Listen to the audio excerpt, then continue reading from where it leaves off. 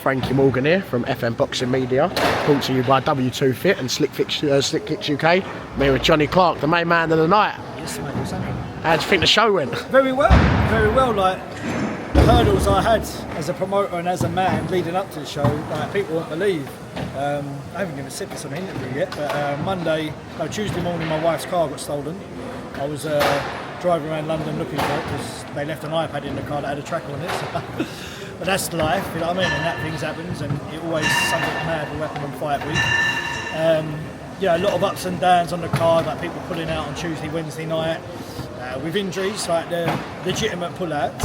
But that's part of being a promoter in a small hall, because there's not a lot of money in it.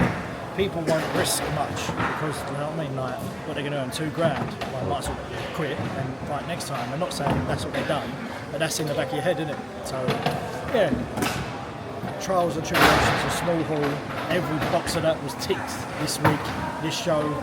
I'm not glad it's over because I really enjoyed the show. Really, really enjoyed it. I think Tom Welling really stood out as a class operator. And when you drop down from a big promotion to the smaller hall promoting, you have to stand out. You have to show the others on how to do your tickets, how to be professional, how to do your media work. The only thing he let himself down for was missing weight, and he got taught a lesson by his opponent on that. So now he goes back to Wasserman. He's had the head-to-head interviews that he's never had before, missed weight, had to get it, been main event, ticked all the boxes, stopped his opponent. Well done.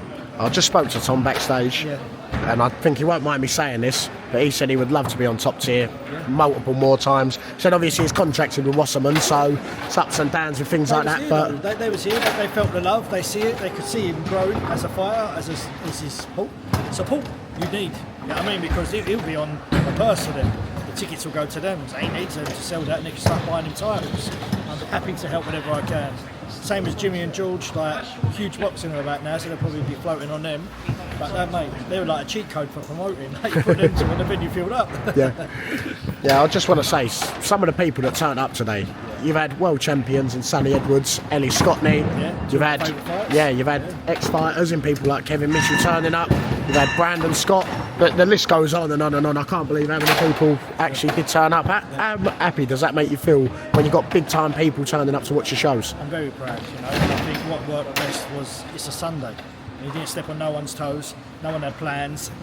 People probably forgot about it, and then they turn Facebook and Instagram on and see all the people posting that they was on their way here, or me poster. Then it's like, oh, what are you doing? They all message me, oh, can I come? Of course you can.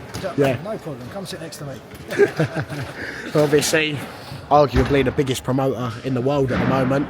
Definitely. Well, Johnny Clark, yeah. I was introducing you then, but yeah, arguably one of the biggest promoters. The best sales with the best promoter. Maybe not even at the moment, maybe of all time. He's definitely up there in the conversation, but Eddie Hearn turned up today. My number one. What sort of conversations were being had at ringside? I'm saying this like I weren't sat behind you, but... No, well, to be honest, we just general chit-chat about boxing, about what was going on in front of us, and then me, him and his daughter had a chat. Me and Eddie was wrong about who was going to win the fight, and his daughter was right. Is that the Louis Bachetti fight? Yeah. Was you shocked about that? Yeah, so shocked. I'm never wrong. And do you agree with the cards though? Or? No. I did like 4-2 Louis. Do you know what I mean? So yeah. Yeah, because I spoke to Cordina, I spoke to Giorgio, and I don't think any person around ringside had the same scorecard as each other. But like, the referee normally goes for the home fight. I think he was very biased for the away one. So it just shows as well, like, boxing's crazy, small hall's crazy, and I'm glad there's some decent little talking points, you know what I mean? Like, you got Harvey Smith with a stoppage win. You know? Great stoppage as well. Yeah, good crowd, lunatics. His coach is a bit of a nutter, dancing in the ring and that, but we'll forget about that. And then Zach Fee against his first credible opponent with a first credible win, you know, that'll push him up plenty in the rankings, and it was good to see, you know, a good little learning for him, and because he was fighting a better opponent, he sold more tickets. You know, not one of the promoters that bang on about tickets, I don't care.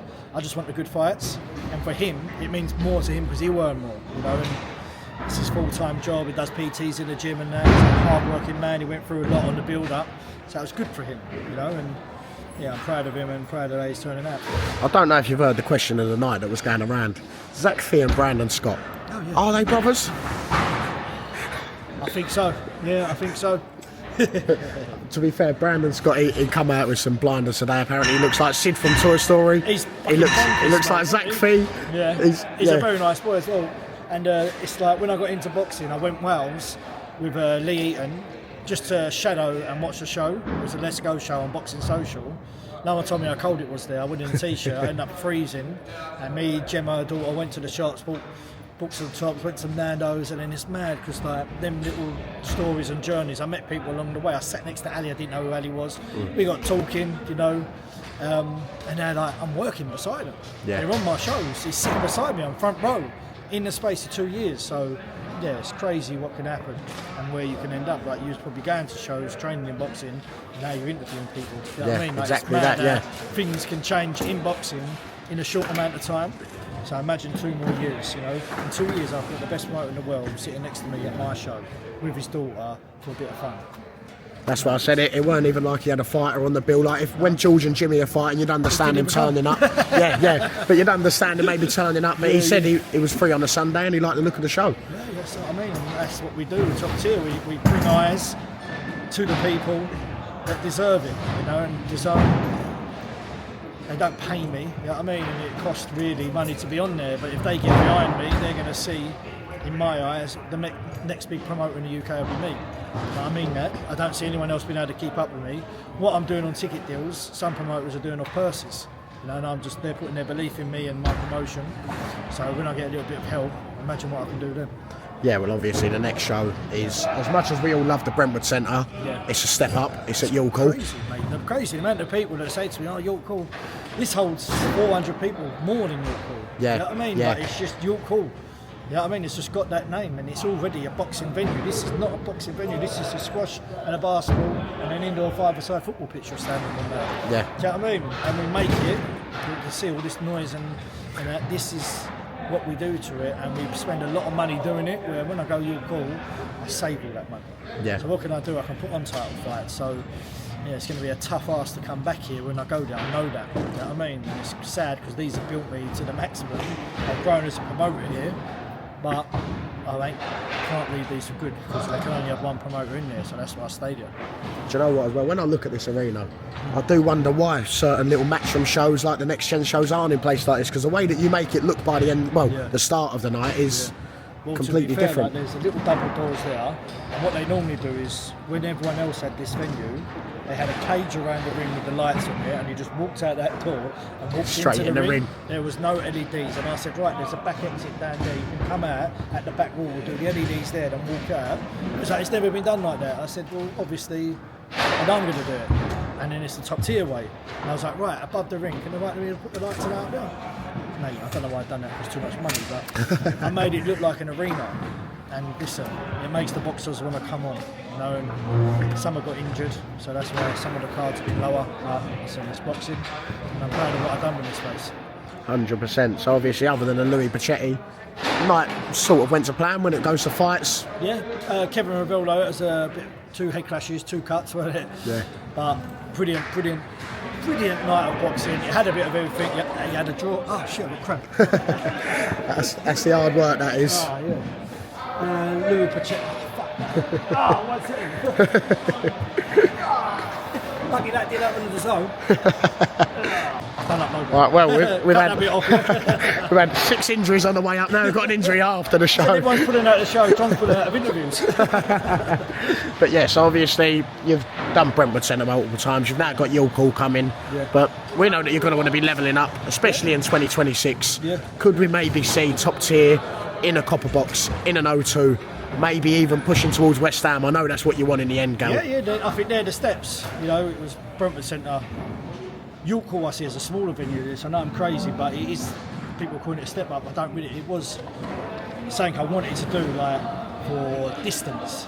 So I'd be here, York Hall. What's next to York Hall? Down the road is literally the West Ham Stadium. So we go down in the Copper Box. Yeah. Copper Box. Make a name there for a couple of years, and then bang, one in the West Ham Stadium. So I mean, that would be the ideal way. I said it on my first interview, and I was like, no, I'm going to stay small hall. But if I keep improving along the way like I am, then I know that's going to be the end goal. So this year we're going to do Chatham Stadium as well. Just got a meeting with the board next week to pass the venue, and then that will kind of be like the warm up to how to set up a show.